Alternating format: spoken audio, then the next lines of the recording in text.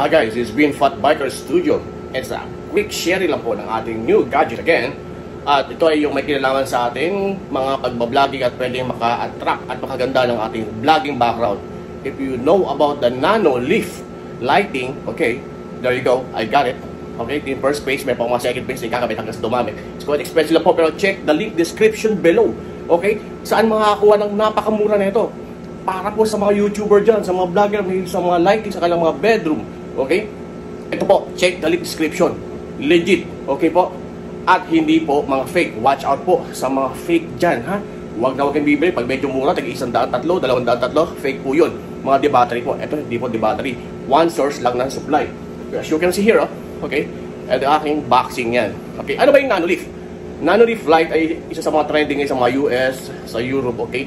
May mga touchscreen, okay? Touchpad na lighting na yun. Pwede mong i-customize yung background mo na lighting. Okay? Talagang napakaganda, panghatak ng background. Okay? Just share this guys, baka gusto lang ninyo. Ito ay akin lang naman. Para pag mag-vlog ako, meron akong isang angulo na maiba. Ito po yun. For example, pinit lang yan, oh. White, blue. Okay? Pwede mong i-configure, as you can see. Lahat siya touch sensitive. Okay? Napakamura lang nito. Napakamura lang nito. Pero dapat sa legit lang. Marami naglabasan ng fake nito.